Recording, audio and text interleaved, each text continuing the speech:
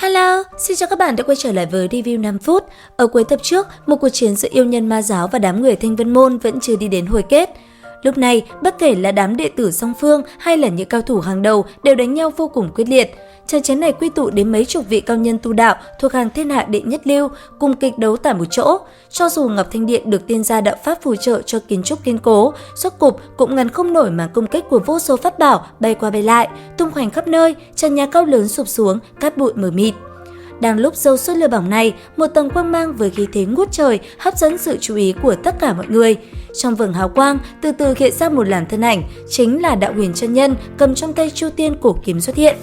Vòng trời sực hào quang, đột nhiên vang vẳng những tiếng nhẩm chú kỳ dị như thần Phật niệm xướng, nhưng cũng giống như ác quỷ gầm gào, một cảm giác chấn động sâu xa nhấn chìm tất cả mọi người. Đứng giữa không trung, Đạo Huyền chân nhân nhanh chóng phát động Chu Tiên kiếm trận, mà ở bên dưới, Quỷ Vương Tông và đám người ma giáo chứng kiến cũng xây sẩm mặt mày. Tiên Chu Tiên cổ kiếm lấp ló một đợt hào quang, giây lát sau, vô số khí kiếm bung ra trong khoảng không, hình thế lăng lệ lao vào xuống nhằm thẳng hướng bọn ma giáo. Kiếm quả như mưa, thiên địa nghiêm sát, chống đồ ma giáo cử binh kháng cự, nhưng khí kiếm vững vàng kiên cố, lạnh lùng xả thẳng xuống, những kẻ công lực hơi yếu liền bị chém ngã ngay, máu tươi tung tóe. Quỷ Vương vung tay chạm phá một thanh khí kiếm, chỉ thấy thân mình rúng động, linh lực sát khí trong kiếm đẩy dẫy vô cùng vô tận. Xem ra, quả nhiên đúng như lời Thương Tùng đạo nhân nói, đã hấp thụ được linh khí trời đất ở cả 7 mạch núi của Thanh Vân Sơn, thực không thể dùng sức người mà chống cự được. Bởi vậy, ngay sau đó, Quỷ Vương Tông đã ra lệnh cho chúng đệ tử ma giáo nhanh chóng rút lui. Chúng nhân ma giáo liều mạng mở một con đường máu, lao qua Chu Tiên kiếm trận của Đạo Huyền chân nhân, trốn thoát khỏi Thông Thiên Phong. Giữa trời khí kiếm đập mệnh như ác ma cười gằn, người của Thanh Vân Môn và Thiên Âm Tự cứ nhìn đến ngây sững, quên cả việc ngăn chặn chúng đổ ma giáo. Sau khi ma giáo rời đi, kiếm khí tan hết, Đạo Huyền chân nhân ở trên không trung cũng ngã xuống, trực tiếp ngất đi, mà toàn bộ Thanh Vân Môn như chìm trong biển máu, phải tốn không biết sức mới có thể thu dọn được. Sự việc này qua đi, phi thẩm vấn Trương Tiểu Phàm đang lúc giang dở này lại tiếp tục ở Ngọc Thanh Điện. Đạo Huyền chân nhân nhìn hắn một lúc, hạ giọng nói: "Người đến giờ phút này vẫn quyết không nói ra bí mật của ngươi chăng?" Trương Tiểu Phàm thân hình rung động, chỉ cảm thấy ánh mắt của tất cả mọi người xung quanh trong chốc lát bỗng tập trung cả lên người mình.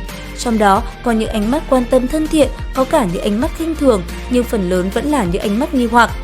Trương Tiểu Phàm lập tức lắc đầu, thần sắc đau khổ tột cùng, hai dòng suy nghĩ trong đầu không ngừng tranh chiến, nói: "Nhưng đệ tử có nỗi khổ riêng, đệ tử không thể." Đột nhiên, một tiếng nói vang lên, tiếng nói vang động như sấm, khiến chúng nhân một phen giật mình. Trương Tiểu Phàm cũng giật mình trượt lùi lại một bước, nhìn về phía người đó, chợt vô cùng kinh ngạc.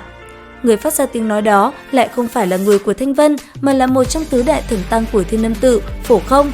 Trong trận chiến ở Thanh Vân Sơn, Phổ Không đại khai sát giới, dựa vào đạo hạnh thần quỷ khó lường của bản thân, huyết chế ma giáo. Lúc đó, tăng bảo trên dưới, chỗ nào cũng là vết máu. Xem ra, chẳng còn chỗ nào giống cao tăng Phật môn, mà chỉ giống như ác quỷ địa ngục vậy, cũng khó trách Trương Tiểu Phàm và mọi người một phen giật mình. Lần này, chúng nhân Thiên Âm Tự đến Thanh Vân Sơn thực ra vẫn còn nghi ngờ mục đích của buổi khuyên sư vấn tội. Thiên Âm Tự từ trước đến nay chưa bao giờ truyền chân pháp đại phạm bát nhã cho người ngoài, vậy mà lại bị một tên đệ tử tiểu tốt của Thanh Vân Môn học được, làm sao có thể chấp nhận? Trương Tiểu Phàm bị âm thanh đó làm hắn ngẩn người ra một lúc, vẫn chưa hồi ý lại. Phía sau, đứng cùng Lâm Kinh Vũ, Phương Nhị Thúc nãy giờ vẫn ngốc nghếch cười nhìn Thủy Kỳ Lân, cũng bị kinh động quay đầu lại nhìn. Đột nhiên, một tiếng hét thê lương trong Ngọc Thanh Điện đổ nát vang lên. Phương Nhị Thúc mặt trắng bệch, không còn giọt máu, cả thân hình phấn chấn hẳn lên, run chỉ Phổ Không kêu: "Quỷ, quỷ, quỷ!"